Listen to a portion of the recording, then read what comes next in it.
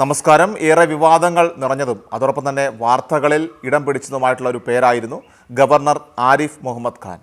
പിണറായിയും അതുപോലെ തന്നെ ഇടതുപക്ഷ സർക്കാരിനെയും പാർട്ടിയെയും സംബന്ധിച്ച ഒരു വലിയ തലവേദനയായിരുന്നു ആരിഫ് മുഹമ്മദ് ഖാൻ. ആരിഫ് മുഹമ്മദ് ഖാൻ ഗവർണർ പദവി ഒഴിയുമെന്നുള്ള സൂചനകളാണ് ഇപ്പോൾ പുറത്തു വരുന്നത്. പകരം രാജിവെച്ച് വീണ്ടും രാഷ്ട്രീയത്തിലേക്ക്, കേരളം വിട്ട് വീണ്ടും ഇലക്ഷൻ ഖോദയിലേക്ക് ഇറങ്ങുകയാണ്.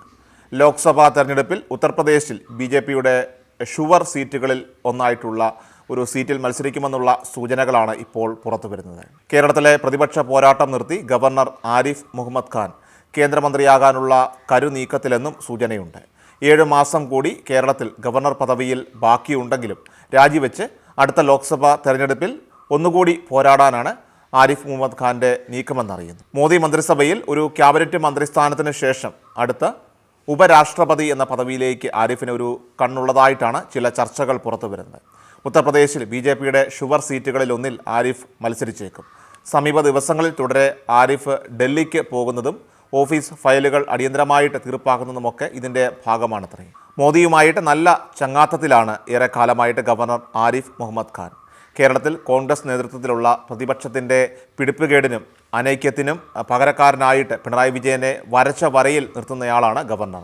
പിണറായിക്കും അതുപോലെ തന്നെ ഇടതുപക്ഷത്തിനുമെതിരെ കസറുന്ന ഗവർണറെ ഒതുക്കാനുള്ള CPMൻ്റെ ശ്രമങ്ങളെല്ലാം പരാജയപ്പെടുന്നതായിട്ടാണ് പുറത്തു വരുന്ന വാർത്തകൾ. VD സതീശൻ പ്രതിപക്ഷ നേതാവെന്ന നിലയിൽ നിഷ്ക്രിയനാണെന്ന പൊതു ആക്ഷേപത്തിന് പകരക്കാരനായിട്ട് ആരിഫ് കളത്തിൽ നിറഞ്ഞു കളിക്കുകയാണ്. BJP ഭരിക്കുന്ന കേരളത്തിൻ്റെ തനി പ്രതിനിധിയായിട്ട് ഗവർണർ അധികാരം ഉപയോഗിച്ച് പിണറായി സർക്കാരിനെ എല്ലാ തരത്തിലും മെരുക്കുന്ന സാഹചര്യം. അതിനിടയിലാണ് കേരളം വിട്ട് വീണ്ടും ഇലക്ഷൻ ഖോദയിലേക്ക് ഇറങ്ങാനുള്ള ഗവർണറുടെ പുതിയ നീക്കം. 73കാരനായിട്ടുള്ള ആരിഫ് ഖാൻ നേരത്തെ ഉപരാഷ്ട്രപതി സ്ഥാനത്തിനായി ശ്രമിച്ചിരുന്നുവെങ്കിലും ബംഗാൾ ഗവർണറായിരുന്ന ജഗദീപ് ധൻഖറിനായിരുന്നു നറുക്ക് വീണത്. ചരൺ സിംഗിൻ്റെ ഭാരതീയ ക്രാന്തികളിൽ തുടങ്ങി കോൺഗ്രസിലൂടെ വളർന്നയാളാണ് ആരിഫ്. പല പാർട്ടികളിലും പദവികളിലും കയറിയിറങ്ങിയ ആരിഫ് ഖാൻ 2004 BJPയിൽ ചേർന്നത്. പ്രധാനമന്ത്രി നരേന്ദ്രമോദിയുമായിട്ടും ഉന്നത BJP നേതാക്കളുമായിട്ടും ഉറ്റ ബന്ധമുള്ള ആരിഫ് മുഹമ്മദ് ഖാനെ ന്യൂനപക്ഷ മുഖമായിട്ട് BJP അവതരിപ്പിക്കാനാണ് നീക്കങ്ങളെന്നാണ് സൂചന. ഉത്തർപ്രദേശിലും മധ്യപ്രദേശിലും ഗുജറാത്തിലും ഉൾപ്പെടെ വിവിധ സംസ്ഥാനങ്ങളിലെ മുസ്ലിം വോട്ടുകൾ BJP പെട്ടിയിലാക്കാൻ ആരിഫിനെ ഉപയോഗിക്കും, അല്ലെങ്കിൽ ഗുണം ചെയ്യുമെന്നാണ് നേതൃത്വത്തിൻ്റെ വിലയിരുത്തൽ. മാത്രമല്ല ബംഗാളിൽ ഉൾപ്പെടെ തെരഞ്ഞെടുപ്പ് പ്രചാരണത്തിൽ ആരിഫിനെ രംഗത്തിറക്കാനും BJP ആലോചിക്കുന്നുണ്ട്. BJPയുടെ ഹിന്ദുത്വ നിലപാടുകളെയും നയങ്ങളെയും ഉൾക്കൊള്ളുന്ന വ്യക്തിയാണ് ആരിഫ് മുഹമ്മദ് ഖാൻ.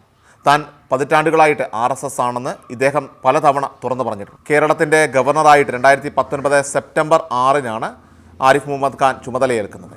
26-ാം വയസ്സിൽ ഉത്തർപ്രദേശ് നിയമസഭയിലെത്തിയ ആരിഫ് ഉത്തർപ്രദേശിലെ പ്രായം കുറഞ്ഞ മന്ത്രിയുമായിരുന്നു.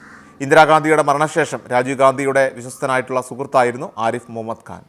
രാജീവ് ഗാന്ധിയെയും അതുപോലെ തന്നെ സോണിയാഗാന്ധിയെയും തള്ളിക്കൊണ്ടാണ് കോൺഗ്രസിൽ നിന്നും ആരിഫ് ജനതാദളിലെത്തിയത്.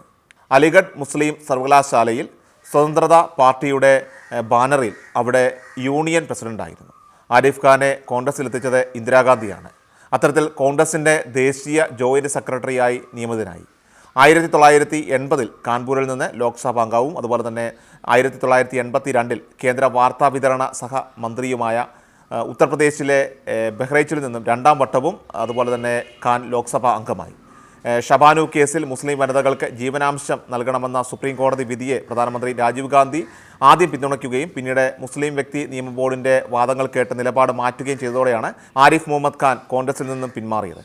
സുപ്രീം കോടതി വിധി മറികടക്കുവാൻ സർക്കാർ 1986 മുസ്ലിം വിവാഹമോചന സംരക്ഷണ നിയമം കൊണ്ടുവന്നതിൽ പ്രതിഷേധിച്ച ആരിഫ് മുഹമ്മദ് ഖാൻ നിയമം പാസ്സാക്കുന്നതിന് മുൻപ് ലോക്സഭയിൽ ഇരുന്നു തന്നെ മന്ത്രിസ്ഥാനത്ത് നിന്നുള്ള രാജിക്കത്ത് എഴുതി കൊടുത്ത് കോൺഗ്രസ് വിട്ടു.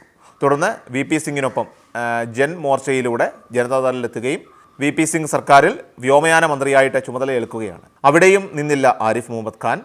ജനതാദളിൽ നിന്നും രാജിവെച്ച് മായാവതിയുടെ BSPയിലെത്തി, പിന്നീട് BJPയിലും. ഇങ്ങനെയാണ് ആരിഫ് മുഹമ്മദ് ഖാൻ്റെ മുന്നോട്ടുള്ള യാത്ര. ക്രിഷ്യൽ മീഡിയ എല്ലാ ദിവസവും വാർത്തകൾക്കും അറിയിപ്പുകൾക്കുമായി YouTube ചാനൽ സബ്സ്ക്രൈബ് ചെയ്യുക, Facebook പേജ് ഫോളോ ചെയ്യുക. വാർത്തകളുടെ നോട്ടിഫിക്കേഷനായി ബെൽ ഐക്കൺ എനേബിൾ ചെയ്യുക.